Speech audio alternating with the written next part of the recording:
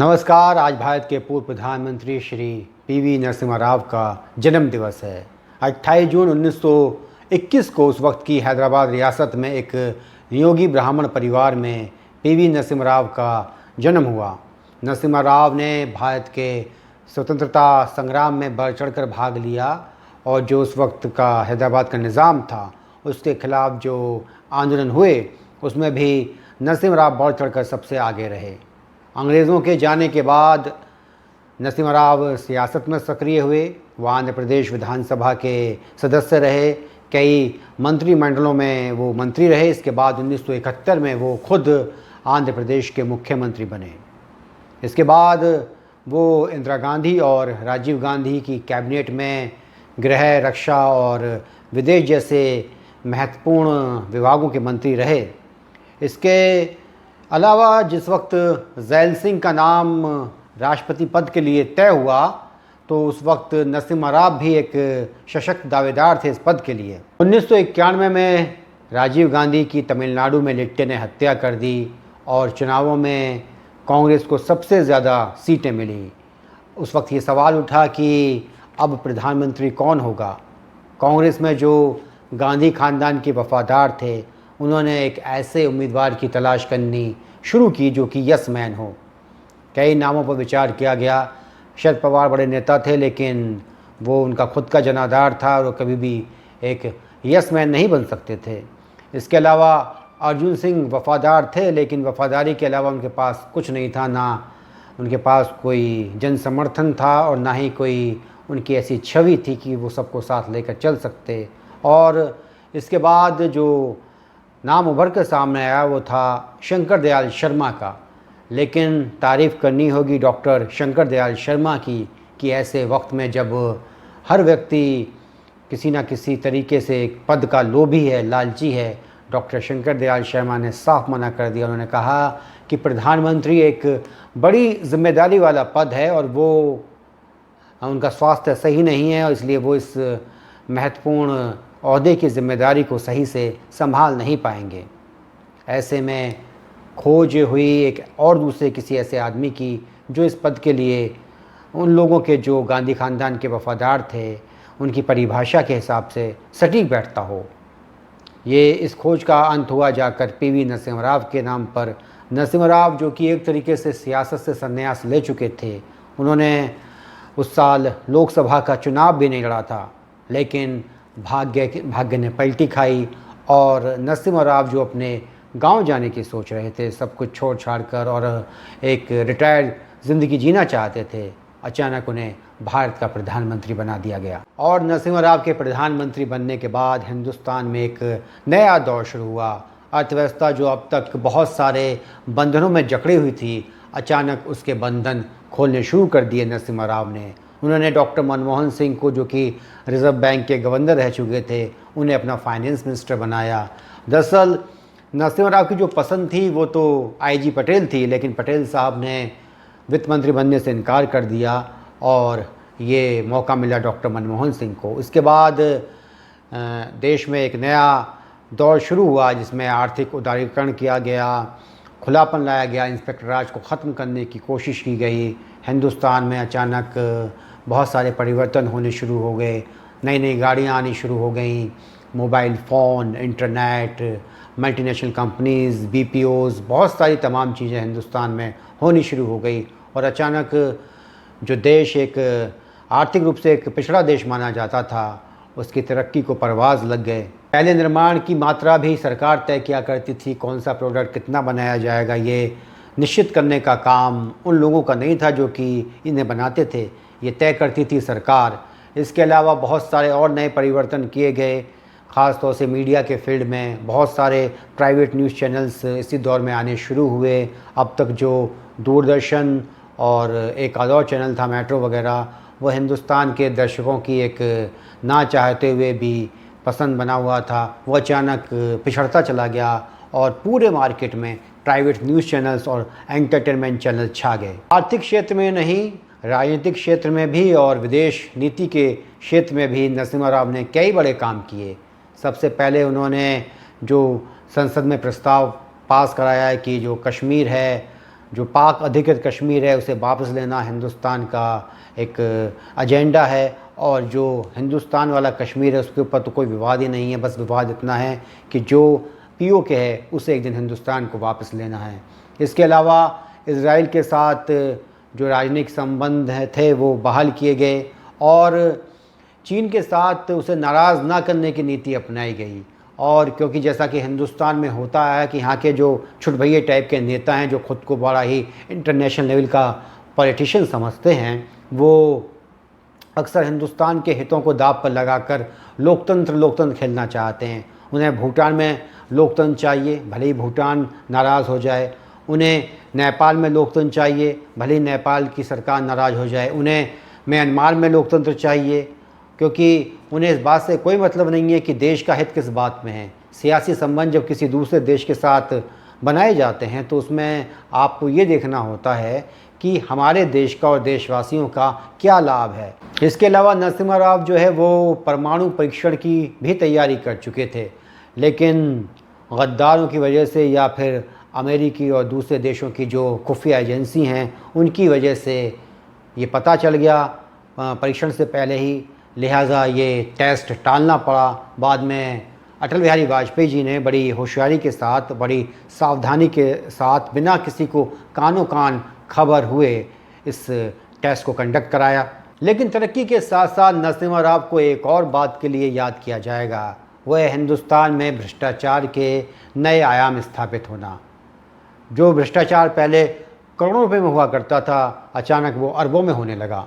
नरसिम्हा राव पर पहला इल्ज़ाम भ्रष्टाचार का लगा कि उन्होंने अपनी सरकार, जो अल्पमत की सरकार थी, उसे बचाने के लिए झारखंड मुक्ति मोर्चा और उस वक्त जनता दल ए, जो कि अजीत सिंह का गुट था, उसके कुछ सांसदों को रिश्वत दी, और उन्हें इस मामले में बूटा सिंह के साथ निचली अदालत से सज़ा भी सुनाई गई। बाद में हाई कोर्ट ने इसे रद्द कर दिया। इसके अलावा उनके ऊपर और जो दूसरे कई और लोग थे, चंदा स्वामी, के तिवारी, उनके साथ ये षड्यंत्र रचने का इल्ज़ाम लगा कि इन्होंने फर्जी दस्तावेज के ज़रिए अजय सिंह, जो कि VP सिंह के बेटे थे, उनको बदनाम करने की, उनको फंसाने की कोशिश की ताकि उसके छींटे VP सिंह के ऊपर आएँ। इस मामले में भी खैर नरसिम्हा राव छूट गए। बाद में उन पर एक अचार कारोबारी लखूभाई पाठक से 1 करोड़ रुपए की रिश्वत लेने का इल्ज़ाम लगा, जिसमें कि जो राम जेठमलानी था उसने नौटंकी की और एक ब्रीफकेस में 1 करोड़ रुपए भी रख कर दिखाए कि ये मुमकिन है कि इस तरीके से रिश्वत दी जाए। लेकिन नरसिम्हा राव इस मामले में भी बेदाग छूट गए। अपनी मृत्यु से पहले उनके ऊपर जितने भी आरोप थे वो उन तमाम आरोपों में बरी हो गए। इसके अलावा जो हर्षद मेहता का बड़ा ही कुख्यात शेयर घोटाला हुआ, उसकी आंच भी नरसिम्हा राव तक आई। बहरहाल नरसिम्हा राव के ऊपर इल्ज़ाम तो बहुत सारे लगे, लेकिन कुछ साबित नहीं हो पाया, और साबित इसलिए भी नहीं हो पाया क्योंकि नरसिम्हा राव का उसमें कोई हाथ था भी नहीं। लेकिन इन सब बातों से प्रधानमंत्री की छवि पर बड़ा दाग लगा। प्रधानमंत्री जा रहा है मेक शिफ्ट अदालत में हाजिरी देने के लिए। इन तमाम बातों से जनता में एक नकारात्मक छवि बनी, और नरसिम्हा राव पर जो इल्ज़ाम लगा है सबसे ज़्यादा वह है हीला हवाली का, टाल मटोल का। जैसा कि हज़रतबल दरगाह में हुआ, वहाँ पर आतंकवादियों को साफ बचकर निकल जाने की छूट दी गई, चरारे शरीफ को जला दिया गया। चाहते तो नरसिम्हा राव कार्रवाई कर सकते थे, लेकिन उनका काम था कि वो बातों को टाल दिया करते थे। उन पर एक जो सबसे बड़ा इल्ज़ाम लगता है वो अयोध्या में जो विवादित ढांचा था उसको ढहाने का इल्ज़ाम जो है वो नरसिम्हा राव पे लगता है। उन पर यह आरोप है कि उन्होंने जानबूझकर कार्रवाई नहीं की, और इस बात को जो हवा दी वो जो बाद में जो सोनिया गांधी की जो चापलूस चौकड़ी थी उसने इस बात को बहुत आगे बढ़ाया, जिसमें कि अर्जुन सिंह एंड अहमद पटेल जैसे लोग थे। और इस बात का नरसिम्हा राव को ताउम्र मलाल रहा कि उन्हें एक ऐसे आरोप में फंसाने की कोशिशें की गई जिसमें उनका कोई हाथ नहीं था। उन्होंने अपने अंतिम वक्त में अस्पताल में जब उनसे सोनिया गांधी और अहमद पटेल वगैरह मिलने आए तो उन्होंने इस बात के लिए उन्हें झिड़का भी। कुछ लोग नरसिम्हा राव पर ये इल्ज़ाम भी लगाते हैं कि जब श्रीमती इंदिरा गांधी की हत्या के बाद दिल्ली में सिख विरोधी दंगे हुए तो उस वक्त नरसिम्हा राव देश के होम मिनिस्टर थे, उन्होंने कोई कार्रवाई नहीं की। लेकिन ये इल्ज़ाम लगाने वाले ये भूल जाते हैं कि नरसिम्हा राव कर ही क्या सकते थे, क्योंकि उस वक्त जो प्रधानमंत्री थे उन्होंने तो खुद कहा था कि जब कोई बड़ा दरख्त गिरता है तो ज़मीन हिलती ही है। नरसिम्हा राव ने बहुत सारे कांग्रेस के पुराने नेताओं का पुनरुद्धार किया। उन्होंने प्रणब मुखर्जी, जो कि कोल्ड स्टोरेज में चल रहे थे, उन्हें राजीव गांधी ने कोल्ड स्टोर में लगा दिया था, क्योंकि इंदिरा गांधी की हत्या होने के बाद उनका ख्वाब था कि वो प्राइम मिनिस्टर बने, और इसलिए उनके पर कतर दिए गए। इसके अलावा राजा दिनेश सिंह, जो कई दशक पहले मंत्री हुआ करते थे, उन्हें भी नरसिम्हा राव ने मंत्री बनाया। लेकिन इन तमाम बातों के बाद नरसिम्हा राव पर एक बहुत बड़ा जो इल्ज़ाम लगा, जो नाराज़गी की वजह बनी कांग्रेस और गैर कांग्रेसी नेताओं की, वो था हवाला कांड। जैन बंधुओं की डायरी की आड़ में नरसिम्हा राव ने पूरी की पूरी कांग्रेस के जितने भी उनके मुखालफिन थे उन सबको निपटा दिया एक तरफ से, और बाद में ये एक बड़ी वजह बनी नरसिम्हा राव के पतन की। बहुत सारे जो असंतुष्ट कांग्रेसी थे उन्होंने कांग्रेस छोड़ दी। नारायण तिवारी ने अर्जुन सिंह के साथ मिलकर तिवारी कांग्रेस बना ली। माधवराव सिंधिया जो हैं वो उन्होंने मध्य प्रदेश विकास कांग्रेस बनाई। ये सारे के सारे लोग उस वक्त वापस आए जब कांग्रेस की कमान सोनिया गांधी के हाथों में आ गई। कभी कभी जो लोग सियासी तौर पर धूर्त होते हैं, समझदार होते हैं, शातिर होते हैं, वो भी बड़ी गलतियां कर जाते हैं, जैसा कि नरसिम्हा राव से ही। नरसिम्हा राव ने सीताराम केसरी को कांग्रेस का अध्यक्ष बनवा दिया। सीताराम केसरी को लेकर नरसिम्हा राव को लगता था कि ये उनके लिए कभी कोई चुनौती नहीं बनेंगे, ये जैसा नरसिम्हा राव कहेंगे वो ऐसा ही करेंगे। क्योंकि जिस वक्त सीताराम केसरी को नरसिम्हा राव ने इलाज के लिए विदेश भेजा था, उसके बाद केसरी की तस्वीरें छपी थी अखबार में, जिसमें वो नरसिम्हा राव के सामने दंडवत हो रहे थे। लेकिन बाद में इन्हीं सीताराम केसरी ने नरसिम्हा राव का टिकट काट दिया। और ये गलतियां अक्सर बहुत सारे लोग करते हैं, जैसा कि नीतीश कुमार ने जीतन राम मांझी को सीएम बना कर की। जीतन राम मांझी, जिनके लिए सीएम बनना अपने आप में बहुत बड़ी बात होनी चाहिए थी, भाग्य की बहुत बड़ी मेहरबानी होनी चाहिए थी, बाद में उन्हें ये लगने लगा कि नहीं साहब, वो तो इसी पद के लिए पैदा हुए हैं, ये तो उनका पुश्तैनी हक है। और ऐसी ही गलती पाकिस्तान में हुई जब जुल्फ़िकार अली भुट्टो ने ज़िया-उल हक को और नवाज शरीफ ने परवेज़ मुशर्रफ जैसे दोयम दर्जे के और बहुत छोटे स्तर के सैन्य अधिकारियों को दूसरों का हक मारकर सेनाध्यक्ष बना दिया। खैर नवाज शरीफ तो बच गए, लेकिन ज़िया-उल हक ने जुल्फ़िकार अली भुट्टो को फांसी पर लटका दिया। और अक्सर लोग ऐसी गलती करते हैं। अगर नरसिम्हा राव ने अपने सबसे बड़े प्रतिद्वंदी शरद पवार को अध्यक्ष बनाया होता कांग्रेस का, तो कम से कम उनका लोकसभा का टिकट ना काटते। और इसके बाद कांग्रेस की कमान जो है वो सोनिया गांधी के हाथों में आ गई। सीताराम केसरी, जो कि कांग्रेस के अध्यक्ष थे, और उनके दिल में एक ख्वाब पैदा हो गया कि वो प्रधानमंत्री बन सकते हैं। इसी चक्कर में उन्होंने देवगौड़ा की सरकार गिराई, और बाद में गुजरात भी कुछ दिनों के लिए बने।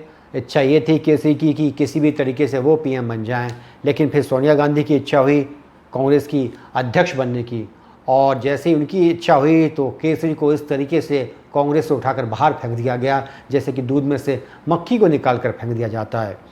और अब क्योंकि जब सीताराम केसरी ने ही नरसिम्हा राव का टिकट काट दिया, तो अब तो सोनिया गांधी जो है वो कांग्रेस की अध्यक्ष बन गई।